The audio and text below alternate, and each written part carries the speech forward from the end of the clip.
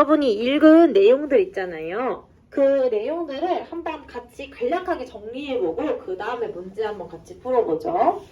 자, 지금 우리가 본 내용은요. 사회이동의 종류에 대해서 나와 있는 부분이었습니다. 사회이동이라는 것은 뭐냐? 우리가 계층이 상, 중, 하층으로 나뉘어 있다고 했을 때 개인이 속한 계층의 위치가 변화하는 현상을 사회이동이라고 했어요. 예를 들어서 내가 굉장히 부잣집에서 태어났는데 우리 부모님이 하시는 사업을 말아먹어가지고 나중에 내가 노숙자가 되었다 라고 하면은 상층에서 하층으로 이동하는 거잖아요. 그런 것들을 전부 다 사회이동이라고 부른다는 거죠. 그리고 이 사회이동은 6가지의 종류가 있습니다. 방향과 원인과 범위에 따라서 여러분 읽은 내용이죠. 방향! 일단은 위아래 방향으로 이동하는 이동이 있었어요. 우리 이걸 뭐라고 부른다고 했어요, 여러분? 수직 이동이다 라고 했죠. 수직 이동에는 위로 이동하는 상승 이동과 그 다음에 아래로 이동하는 무슨 이동? 하강 이동이 있다라는 것을 우리가 봤죠. 그 다음에 두 번째로 가로 방향으로 이동하는 경우가 있었어요. 물론 얘는 문제에서 그렇게 자주 나는 예시는 아니긴 합니다만 이 경우는 우리가 수평 이동이라고 한다. 그래서 수평 이동은 예를 들면 대표적으로 이제 봤을 때 부서를 이동하는 거 그런 게 이제 대표적인 이동이 된다고 볼 수가 있어요. 저의 경우 생각해 보시면 되겠죠. 제가 재작년까지는 대금고등학교라고 하는 고등학교에서 교사로 근무를 했죠. 그리고 흥덕고에서 또 교사로 근무하고 있어요. 그러니까 교사라고 하는 위치는 변하지 않았지만 저의 근무 부서가 대금고등학교에서 흥덕고로 왔다라는 부서의 이동이 이제 수평 이동이다 라고 생각하시면 되겠습니다. 자, 그 다음에 이제 세 번째. 원인에 따라서도 이제 2가지로 우리가 분류를 할 수가 있습니다. 개인이 계층의 위치가 변화하는데 그 원인이 나 자신이 노력했거나 아니면 실패해서 이동하는 경우가 있었죠. 우리는 그것을 뭐라고 부른다? 개인적 이동이다. 왜? 나 개인의 문제로 인해서 이동했으니까 개인적 이동이 되는 거죠. 그 다음에 반면에 내가 노력하거나 실패한 게 아닌데 내 위치가 변했어요. 왜? 사회가 바뀌어서 그것을 뭐라고 부른다? 구조적 이동이라고 부릅니다. 근데 우리 수능 특강에서는요, 지금 구조적 이동의 예시가 뭐 산업화로 인해서 뭐 도시 노동자가 됐다 뭐 그런 얘기들이 나와 있는데요. 사실 그것보다 더 예시가 많이 나오는 것은 우리 문제에서도 보셨겠지만은 노예제도의 폐지가 가장 많이 나오는 예시예요. 구조적 이동의 예시로. 왜? 노예제 폐지가 왜 구조적 이동이냐? 어떤 사람이 노예였다가 평민이 되는 것은요. 일단은 방향으로 봤을 때는 어떤 이동이에요? 노예에서 평민이 됐으니까 상승 이동이죠. 근데 이 상승 이동이 내가 열심히 해서 된 거예요? 아니죠. 세상이 바뀌어서 된 거잖아. 그러니까 노예제 폐지가 가장 대표적인 구조적 이동의 사례입니다. 그래서 실제로 문제에서도 자주 나와요. 얘가 제일 많이. 그 다음에 범위에 따라서도 또 2개의 이동이 나오는데요. 이 범위라고 하는 것은 세대를 따지는 거거든요. 세대. 세대라고 하는 것은 부모 세대와 그 다음에 자녀 세대 요 2개를 비교하거나 혹은 비교하지 않는 이동이다 라고 생각하시면 돼요. 그러니까 예를 들어서 부모 세대와는 전혀 비교하지 않고 그냥 자녀 세대, 나의 인생 안에서 나의 이동을 따지겠다라고 하면 그것은 세대 내 이동이 됩니다. 왜? 나의 세대, 한 세대 안에서 이동한 것이기 때문에 세대 내 이동이라고 부르는 거고요. 반면에 부모님이랑 나의 위치를 서로 비교하는 거다라고 하면 세대 간 이동이라고 부르는 거죠. 왜? 부모님과 나 사이에 어떻게 이동했는지를 따지기 때문에 세대 간 이동이라고 부르는 겁니다. 자, 그리고 그 뒤에 이제 113쪽에 말미에 나왔던 내용은 사실 이전에 우리가 한번 언급했었던 내용이라서요. 빠르게 보고 넘어갈까요? 사회 계층의 구조에 대해서 나오고 있는데요. 먼저 상, 중, 하 간의 계층 간의 이동을 전혀 할 수 없는 계층이 있어요. 우린 이걸 뭐라고 부른다? 문이 닫혀있다고 해서 폐쇄적 계층 구조라고 불렀죠. 왜? 계층 사이에 벽이 닫혀있기 때문에 폐쇄적 계층 구조라고 부르는 거죠. 반면에 계층 사이의 이동을 막 나의 노력에 따라서 할 수 있는 그런 구조가 있어요. 얘는 계층 사이의 벽이 열려서 뭐라고 불러요? 개방적 계층 구조라고 불러요. 왜 여러분도 말 수가 없었어요? 개방적 계층 구조라고 부른다. 우리 이거 이미 이전에 했었죠. 그래서 가볍게 보고 그냥 넘어가도록 하겠습니다. 사실 얘들은요, 보기에는 자주 나오긴 하지만 답에 영향력을 주는 보기로는 잘 안 나와요. 그래서 저도 그냥 가볍게 보고 넘어가는 거예요. 그 이유는 나중에 알 수 있습니다. 자, 그러면 2번 문제를 보도록 하죠. 2번을 보시면은 다음 자료에 대한 설명으로 옳은 것을 골라달라라고 했습니다. 자, 갑부터 볼게요. 갑은 집안이 가난해가지고 고등학교를 졸업한 후에 부모랑 같이 공장에서 근로자로 일했다가 나중에 40살이 되어서 의회 의원으로 당선되었다라고 했습니다. 여기 굉장히 우리가 배운 6개의 개념 중에 많은 게 나오거든요. 차근차근 따져봅시다. 일단 갑은 근로자로 일하다가 의원이 됐다고 했잖아요. 방향의 차원에서 봤을 때는 어떻게 이동한 거야? 그렇죠. 상승 이동을 했죠. 오케이, 상승 하나. 그 다음에 근로자로 일하다가 의원이 된 거는 갑 개인의 인생에서 일어난 일이죠. 그러니까 이거는 세대 내 이동이라고 볼 수가 있죠. 아, 숨 넘어갈 뻔했어요. 자, 그 다음에 또 갑이 근로자였다가 의원이 된 거는 사회 구조가 바뀌어서 그렇게 된 거예요? 아니죠. 자기가 노력한 거죠. 그러니까 이것도 뭐예요? 개인적 이동이 되겠다. 오케이. 마지막 하나 더 있습니다. 뭐 있을까? 하나 더. 지금 이게 등장하죠? 부모와 함께 근로자로 일했다고 했어. 그러면 부모님 근로자였는데 갑은 의원이 된 거잖아요. 그러니까 이건 뭐야? 세대 간. 방향을 놓자면 세대 간 상승 이동이다. 이렇게 표현을 할 수가 있겠죠. 그래서 총 우리가 배운 것 중에 무려 4개의 개념이 등장하는 제시문입니다. 자, 여러분 문제 풀 때 보니까 깨끗하더라고요. 책 좀 아끼지 말고 같이 한번 해볼게요. 을도 똑같이 한번 해볼게요. 을 보겠습니다. 을은요, 대기업의 회장이었대요. 근데 10년간에 무리하게 사업을 확장해가지고 기업이 망해버렸어. 그래서 노숙인이 되었다라고 했습니다. 자, 얘도 똑같이 순서대로 방향을 먼저 따져보자. 회장이었다가 노숙인이 됐대요. 그러면 하강이동이죠. 그쵸? 그리고 이 하강이동이라는 것은 을의 인생 안에서 일어난 변화죠. 그러니까 세대 내 변화다. 세대 내 하강이동이죠. 그리고 이것은 사회 구조 때문에 이렇게 된 거예요? 아니죠. 자기가 사업 경영을 잘못해서 그렇게 된 거죠. 그러니까 이것도 개인적 이동이 되겠다. 마지막, 세대 간 이동은 알 수가 있을까? 어때요? 을 부모님 얘기 지금 여기 나와요? 안 나오죠. 그러니까 여기까지. 을 부모님 얘기는 모르겠어요. 병 보겠습니다. 병은요, 부모가 농장의 노예였고요. 본인도 부인이랑 같이 노예 생활을 했다가 신분제가 폐지돼서 평민이 되었다라고 했습니다. 자, 똑같은 순서로 해볼까요? 병은 먼저 노예였다가 평민이 되었죠. 이동의 방향으로는 무슨 이동? 상승 이동. 그리고 이것은 병의 인생 안에서 있는 거니까 세대 내 이동이 되겠죠.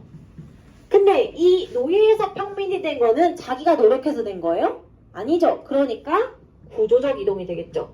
마지막, 부모님 등장하네요. 부모님과 비교했을 때에는 세대 간 이동이 되겠다. 세대 간 상승 이동. 자, 이제 1번부터 봅시다. 1번, 갑과 을의 수직 이동 방향은 일치하냐? 여기 다 써놨으니까 이제 보고 풀면 돼요. 갑이랑 을은 둘이 봤을 때 상승 이동과 하강 이동이기 때문에 방향이 다르죠. 틀렸고요. 2번 봅시다. 갑은 병과 다르게 세대 간 이동을 경험하였다. 병, 세대 간 있죠. 갑 있죠. 달리라는 표현이 틀렸습니다.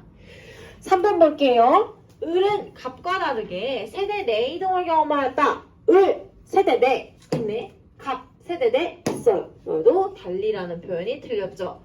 4번 보겠습니다. 병은 갑과 다르게 세대 내 이동과 세대 간 이동을 모두 경험했다. 병, 세대 내, 세대 간 다 있죠. 그 다음에 갑, 둘 다 있죠. 그렇기 때문에 달리라는 표현 틀렸죠. 5번이 정답이 되겠죠? 5번 보시면 병은 을과 달리 구조적 이동을 경험하였다. 지금 셋 중에 구조적 이동한 사람은 병 하나밖에 없기 때문에 5번이 정답이 됩니다. 자, 그래서 개념 확인을 우리가 다 했고요. 제가 설명 안 한 부분이 있죠. 114페이지에 나와 있는 내용 설명하고 넘어갈게요. 자, 114페이지의 내용은요. 사실 이 자체로는 시험에 나오는 내용은 아니고요. 우리가 뒤에서 표 문제를 풀기 위해서 어떤 영어 문제를 풀기 위해 단어를 외우듯이 기본적인 배경 지식으로 알아야 되는 거라서 필요한 내용만 빠르게 설명하고 넘어갈 겁니다. 배고파. 여러분 배 안 고파요? 여러분은 아침 먹고 와요? 갑자기 궁금해지네. 안 먹고 와요? 먹고 와요? 저도 아침을 혼자 살면서 안 먹기 시작해가지고 너무 배가 고픈데 오늘 급식 메뉴 봤어요? 오늘 순댓국이에요. 그쵸? 우리 순댓국가 제가 처음에 왔을 때 선생님들이 입을 모아서 우리 학교가 순댓국 맛집이라고 해가지고 뭐 맛있어봐요. 얼마나 맛있겠어. 가서 먹었는데 너무 맛있는 거예요. 깜짝 놀랐어요. 제가 국밥을 진짜 좋아하거든요. 아저씨 입맛이어가지고. 그래서 지금 너무 빨리 30분이 됐으면 좋겠어요. 여러분과 저도 마음 다 똑같아요. 저도 수업 끝났으면 좋겠어요. 똑같아요. 저도 배고프고 근데 뭐 해야 되는 일이니까 자 합시다. 빨리 하고 빨리 문제 풀고 얼른 시간이 가기를 기다려보죠. 자 이거는 무슨 내용이냐. 지금 제목이요. 계층 구성 비율에 따른 구분이라고 나와 있잖아요. 이건 무슨 말이냐. 우리가 계층이 상, 중, 하층이 있다라는 걸 알고 있는데 이 상, 중, 하층이 인구에서 그러니까 총인구에서 총이라고 보자. 총인구에서 차지하는 비율을 말하는 거예요. 그러니까 예를 들면 총인구가 100%라고 했을 때 얘들이 각각 얼마를 차지하냐를 가지고 이런 계층 구조를 만들었다라는 거죠. 그러니까 인구의 비율을 가지고 그림으로 표현한 거라고 생각하시면 됩니다. 자, 그러면 지금 이게 무슨 말인지 잘 모르겠으면 그냥 얘를 보면 돼요. 지금 얘 지금 뭐냐면 피라미드형 계층 구조라고 하고서 삼각형 모양이 있죠? 얘는 진짜 피라미드처럼 생겨서 피라미드형 계층 구조라고 이름 붙인 거거든요. 근데 얘는 지금 그림을 뜯어보면은 어떤 특징이 있냐? 이 하층이 여기 이렇게 있잖아요. 이 넓이가 결국에는 인구수에 비례한다고 생각하시면 되거든요. 그러면 이 피라미드형 계층 구조는 특징이 뭐인 것 같아? 봤을 때 위로 올라갈수록 사람이 어때요? 적어져요. 그래요. 맞아요. 그래서 이 계층 구조 같은 경우의 특징은 인구의 수로 봤을 때 하층이 제일 많고 그 다음에 중층, 그 다음에 상층이 있는 그런 계층 구조를 우리는 피라미드형 계층 구조라고 하는 거예요. 그러니까 인구 숫자를 가지고 이렇게 그림으로 표현한 거다라고 생각하시면 됩니다. 그래서 특징을 중심으로 기억하시면 돼요. 그래서 의미에도 똑같이 나와 있죠? 네, 보드마크 어디 갔어? 보시면 의미에도 하층의 비율이 가장 높고 상위 계층으로 올라갈수록 비율이 낮아지는 계층 구조다라고 나와 있습니다. 그래서 사실 여러분은 여기까지만 그냥 기억하셔도 무방해요. 왜? 여기 밑에는 시험에 잘 나오진 않아요. 그치만 한번 보고 넘어갑시다. 이 피라미드형 계층 구조는 주로 신분제 사회에서 많이 나타나요. 예를 들어 옛날에는요. 왕족이 있고 그 다음에 귀족이 있고 그 다음에 평민이 있는 이런 식의 이제 사회가 있었잖아요. 그런 사회의 인구의 형태를 봤을 때 주로 이런 형태가 나타났다라는 거죠. 그래서 그런 나라들 같은 경우에는 소수의 상층이 희소자원을 독점하고 다수의 차지하는 하층을 지배하고 통제하는 굉장히 불평등한 구조가 나타났다라는 게 특징입니다. 이건 그냥 상식으로 기억하시면 돼요. 외울 필요 전혀 없어요. 그래서 이런 사회 같은 경우에는 굉장히 불평등하기 때문에 사회 통합이 잘 일어나지가 않는다는 거. 그래서 우리 역사 배웠던 걸 조금 상기시켜 보면은요. 프랑스 시민혁명 일어나기 전에 구제도의 모순하면서 1신분, 2신분, 3신분 그런 거 나오잖아요. 그때가 이런 형태의 계층 구조를 가지고 있었다라고 생각하시면 돼요. 결국 그 사회는 망했잖아요. 혁명을 통해서. 그래서 어디로 갔냐? 요렇게 된 겁니다. 시간 순서대로 보자면 이 다음에 이 형태가 나온 건데요. 이 계층 구조는 지금 보시면 이름이 다이아몬드형 계층 구조예요. 이름도 굉장히 직관적이죠. 왜? 모양이 다이아몬드 모양이라서 다이아몬드형 계층 구조입니다. 얘는요 특징을 기억하시는 게 중요해요. 그림을 딱 봤을 때 얘는 가장 큰 특징이 뭐예요, 여러분? 그렇죠. 중층 인구가 다른 어떤 인구보다도 가장 많다는 게 이 다이아몬드 계층 구조의 특징이에요. 그리고 지금 우리 준혁이가 말한 게 그대로 써있죠. 상층과 하층에 비해서 중층의 비율이 높은 계층 구조다. 맞습니다. 이것만 기억하면 돼요, 사실은. 근데 이제 상식으로 조금 더 기억을 해보자면 밑에 이제 나와있죠. 이러한 계층 구조는 주로 언제 나타났냐? 시간 순서상으로 봤을 때 요거 다음에 즉 근대 이후에 산업사회에서 주로 나타났다. 왜 산업사회에서 주로 나타났냐? 이 산업화 이후에는 사람들의 직업이 굉장히 다양해지고 사회복지제도가 늘어났기 때문에 대부분의 사람들이 어느 정도 수준 이상의 삶을 영위하게 됐단 말이에요. 그래서 많은 사람들이 좀 잘 사는 그런 구조가 등장을 했기 때문에 중층의 인구가 많아지게 된 거죠. 자, 여기서는요, 기억하셔야 될 거는 사실 지금 제가 말씀드린 걸 기억하셔야 돼요. 세 번째에 나와 있는 거. 세 번째에 지금 뭐라 나와 있냐면 이런 다이아몬드형 계층 구조는 사회적 희소 가치가 비교적 평등하게 배분돼가지고 사회 통합과 안정의 실현 가능성이 높다라고 한 내용이 나와 있어요. 이거 기억하셔야 됩니다. 이게 무슨 말이냐? 지금 다이아몬드형 계층 구조의 가장 큰 특징이 중층이 많다는 거잖아요.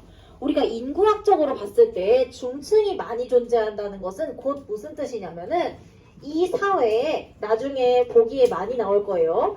안정성이 높다는 것과 같은 이야기예요.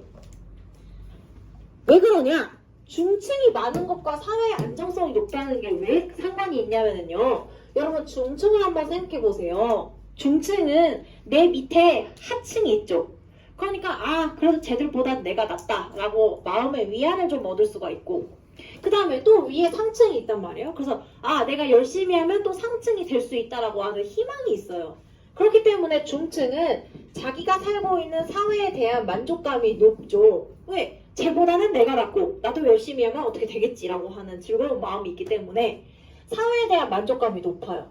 그래서 이 중층이 많을수록 사회에 만족하는 사람이 많기 때문에 그 사회가 유지될 가능성이 높다. 그래서 중층이 많을수록 사회가 안정되었다라고 말을 하는 거다라고 생각하시면 돼요. 그래서 기억하셔야 될 거는 중층의 존재는 사회 안정성과 직결되는 문제다라고 생각하시면 된답니다.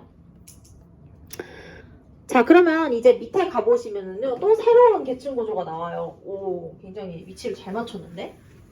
지금 얘는요, 정보화 및 세계화에 따른 계층 구조라고 해가지고 또 새로운 게 이제 두 개가 나오는데요.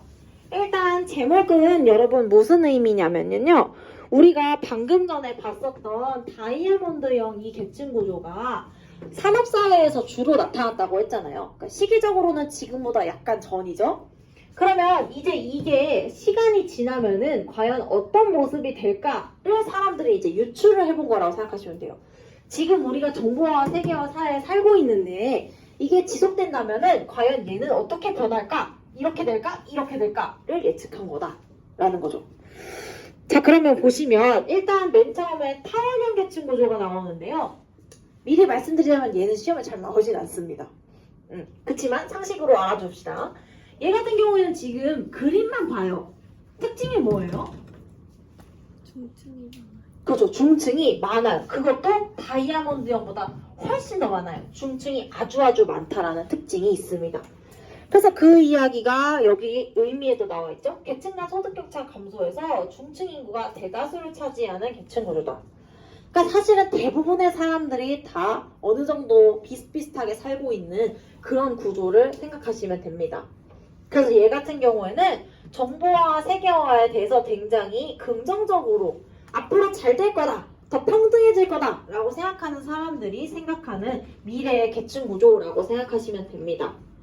그래서 아까 제가 중층이 많을수록 사회 안정성이 높다고 했잖아요. 그래서 특징의 마지막 보시면 사회통합과 안정의 실현에 매우 유리하다 나와 있죠. 아까 배웠던 내용을 그대로 적용해 보시면 되겠습니다. 그 다음에 시험에 사실 많이 나온 건 얘예요. 모래시계형 계층 구조. 얘는 알아두셔야 돼요. 여러분 이 모래시계형 계층 구조는 정말 말 그대로 모래시계처럼 생겨서 모래시계형 계층 구조거든요. 여러분이 모래시계를 많이 볼 일이 없으시겠지만은 막 찜질방 같은 데 가면은 이렇게 생겼잖아요. 가운데가 홀쭉하게. 얘도 지금 가운데가 홀쭉하잖아요. 그래서 모래시계형입니다. 얘는 지금 특징을 봤을 때 상, 중, 하 중에 어떤 계층이 지금 사람이 제일 없죠? 그래서 중층에 가장 사람이 없다라는 게 특징이죠. 그리고 하층에 사람이 많고. 그래서 모래시계형 계층 구조는 그 어느 것보다도 중층의 인구가 가장 적은 계층 구조를 모래시계형 계층 구조라고 하거든요. 설명도 그래서 똑같이 나왔습니다. 중층의 비율이 가장 낮고요. 소수의 상층과 다수의 하층이 존재하는 계층 구조를 말합니다. 그래서 뒤에 보시면은 양극화되어 있다라고 이야기하는데 양극화됐다는 것은 사회가 소수의 상층 그리고 다수의 하층, 중층 없어. 그래서 양쪽으로 극단으로 나뉘어져 있다고 해서 양극화라고 하는 거예요. 그래서 뭐 우리 지금 사회의 모습이 어느 정도 여기와 좀 비슷하다라고 볼 수가 있겠죠. 그래서 이것은 정보화 세계화가 심화될수록 점점 더 사람들은 불평등해질 거다라고 보는 비관적인 입장에서 바라보는 시각이다라고 보시면 됩니다. 여기서 기억해 줘야 될 것도 마지막에 있어요. 그래서 이러한 중층은 모래시경 계층 구조는 중층이 적기 때문에 사회의 안정성이 굉장히 낮다. 그것만 기억하시면 됩니다. 그래서 사실 우리가 계층 구조를 4개를 배웠지만은요. 기억하셔야 되는 거는 중층과 안정성과의 관계 그리고 계층 구조의 이름 그 정도만 기억하셔도 충분해요. 다른 거는 모르셔도 푸는데 아무 지장 없어요. 자, 그러면 제가 왜 지장이 없다고 하냐? 문제를 풀어보시면 알 수 있습니다. 우리 116페이지에 가보시면은요. 짜잔, 이제 드디어 우리가 표 문제를 만나게 됩니다. 7번 문제부터 풀어볼 거예요. 왜 7번부터 풀어보냐면 7번이 가장 초보적인 형태의 문제이기 때문에 그렇습니다. 자, 요거를요. 제가 표 보는 방법을 좀 알려드릴까요? 아니면 그냥 냅다 조금 시간을 들여볼까요, 여러분? 여러분의 선택이에요. 어떻게 할까? 왜 확대가 안 돼? 이거 왜 이래? 다 된 건가? 어떻게 할까요? 힌트 좀 드릴까요? 아니면은 여러분 생각할 시간을 좀 미리 그냥 줄까요? 자, 힌트를 받고 싶다 손 들어보세요. 네, 두 명. 네. 나 그냥 냅다 풀어보고 싶다. 한 명. 뭐야 나머지는? 뭐 어쩌겠다는 거 안 풀겠다는 거 없어요. 선택해야 돼. 자, 힌트가 2명이었으니까 저는 발언한 사람들의 의견을 존중해서 힌트 조금 드릴게요. 자, 지금 이렇게 표가 나오잖아요. 이 표 말고 다른 표도 다 마찬가지예요, 여러분. 우리가 이제부터 표 문제를 엄청 많이 풀 건데요. 표 문제를 봤을 때 여러분이 뭐야 신기하다 이렇게 보기 시작하면 답이 안 나와요. 일단 이 표가 뭐를 말하고자 하는지에 대한 설명이 위에 나와 있으니까 얘를 먼저 읽읍시다. 이 표가 지금 뭐냐면 좀 확대하자. 갑곡의 부모 세대랑 자녀 세대의 계층을 비교한 거래요. 일단 알겠어요. 그래서 봤더니 진짜 부모 세대의 계층이 상중하 이렇게 나와 있고 자녀 세대의 계층이 또 상중하 이렇게 나와 있어요. 그리고 지금 표 안에 들어있는 단위가 퍼센트예요. 그러니까 100%의 사람들이 있다고 했을 때 각각 어떻게 된다라는 의미죠. 근데 저는 퍼센트로 말하면 힘드니까 그냥 저는 100명이라고 칠게요. 그러니까 부모가 100명이 있고 자녀가 100명이 있을 때 그 사람들이 어떻게 분포가 되어 있는지를 분석을 한 거거든요.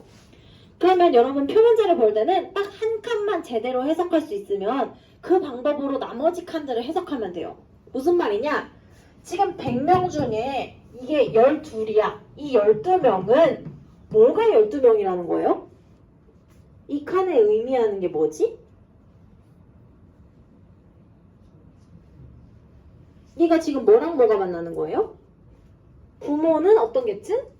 상층. 그리고 자녀는 상층. 그렇죠. 부모와 자녀가 모두 다 상층인 게 전체 100명 중에서 12명이다 라는 거예요. 한 칸만 더 해봅시다. 지금 여기 29가 써있죠. 100명 중에 29명은 어떻다는 거야? 부모가 무슨 계층? 하층. 그쵸? 그 다음에 자녀는 중층이라는 거죠. 이런 식으로 해석을 하시면 되는 겁니다. 자, 표 보는 방법 알려드렸으니까요. 시간을 좀 드릴게요. 우리 5분 드릴 테니까 문제 한번 풀어보세요. 24분까지. 제가 돌아다닐 건데 제가 돌아다닐 때 혹시 제 설명 이해 못하셨으면 저한테 물어보셔도 됩니다. 얼마든지.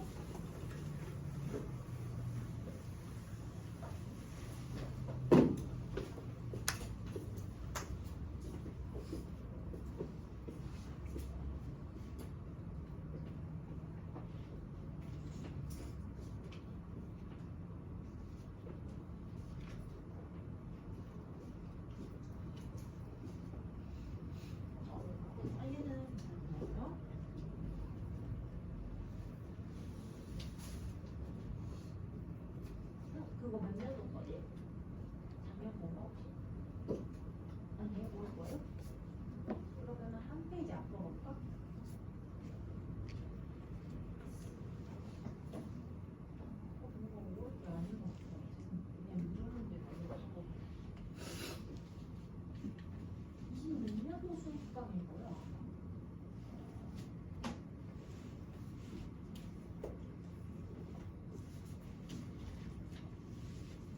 자, 여러분 제가 다닐 때 저한테 물어보세요. 여기는 그래야 할 수 있어요. 자, 우리 지금 어디 하고 있냐면 여기 하고 있습니다.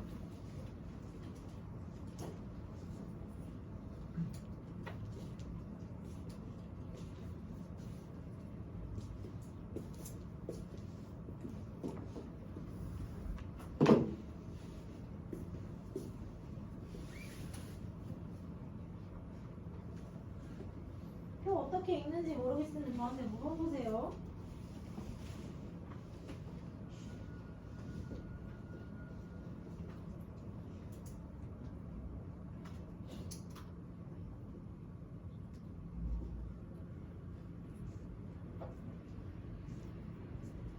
그냥 찍어서 풀어요.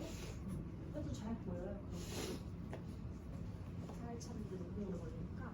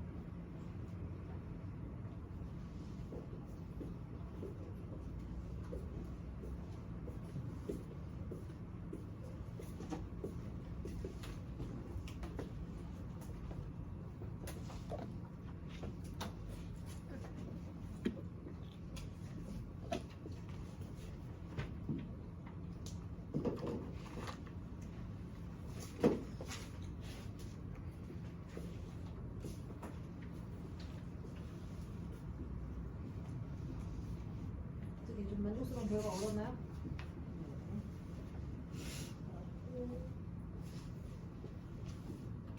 아마 보기 중에서 100%다 자신있게 대답하진 않았을 거고 문제를 맞았어도 이거 어떻게 해석해야 되는지 잘 모르겠다 하는 거 있을 수도 있어요. 그런 거를 한번 연구를 해보고 계세요.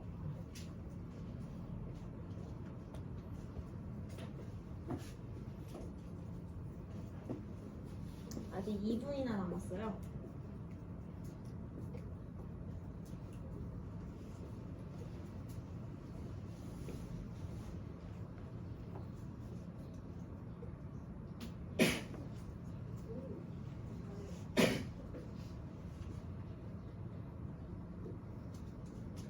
맞아요.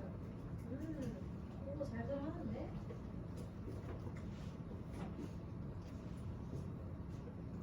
하는 중인가요? 여기?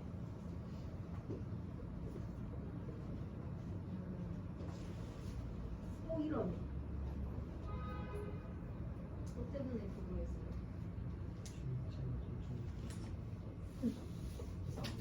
그쵸? 이게 근데 잘 틀렸어. 틀리가 엄청 많거든요. 답을 맞았어도 그거에 대해서 답을 잘 못하는 사람이 많아요. 잘했습니다. 그쵸. 오케이. 잘하셨고.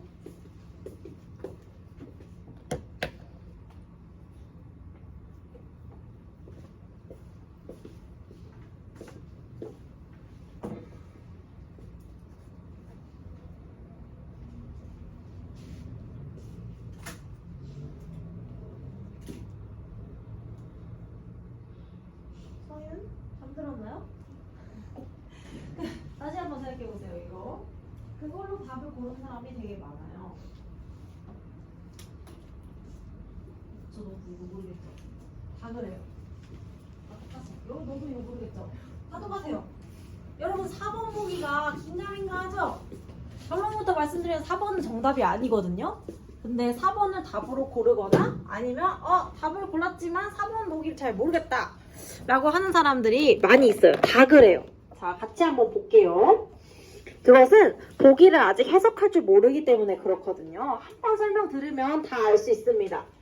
자, 1번부터 봅시다. 부모와 계층이 일치하는 자녀가 세대가 이동한 자녀보다 적다라고 했어요.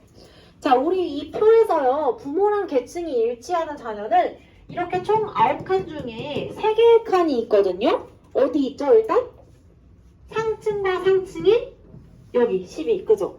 그 다음에 부모도 중층이고 자녀도 중층인 여기, 그쵸? 그리고 부모도 하층이고 자녀도 하층인 여기가 세대 간의 계층이 일치하는 곳이 되겠죠. 자, 그러면 내친기래도 찾아볼까? 지금요, 제가 빨간 색깔로 동그라미 치는 이 셋에 공통점이 있거든요. 얘네의 공통점은 뭘까? 그렇죠. 세대의 간 상승이동, 즉 자녀는 상층인데요. 부모는 중층이거나 하층이라서 부모가 자녀보다 계층이 낮은 경우죠. 또 얘도 29도 부모는 하층인데 자녀가 중층이기 때문에 부모가 자녀보다 계층이 낮아서 즉 이 얘네들은 다 세대 간의 상승이동이 일어난 곳이다 라는 것을 우리가 알 수가 있습니다. 그러면 반면에요. 지금 아무 표시가 되어 있지 않은 얘네들 있잖아요. 얘네는 공통점이 뭐가 되겠어? 부모가 상층인데 자녀가 중층이거나 하층인 경우. 그 다음에 부모가 중층인데 자녀가 하층인 경우니까 얘들은 다 뭐예요? 세대 간 어떻게 이동했지? 그렇죠. 하강 이동을 한 애들이구나 라는 것을 우리가 알 수가 있습니다. 그래서 요렇게 이동의 방향이 서로 다르다라는 것을 우리가 알 수가 있고요. 그 다음에 또 우리가 정리해 볼 수 있는 거 하나 더 정리해보고 넘어갈까? 지금 자녀 세대의 상중하 계층의 인구 비율을 우리가 알 수가 있죠. 자녀 세대 상층 총 100명 중에 얼마나 있어요? 20명 있죠. 자녀 세대 중층 100명 중에 총 얼마 있어요? 60명. 하층은 100 중에 20명 있어요. 그러니까 자녀 세대는 계층 구조가 어떻게 생겼어요? 다이아몬드형 계층 구조구나 라는 것을 알 수가 있습니다. 똑같이 부모 세대도 한번 해볼까요? 부모 세대는요, 상층이 안 열려.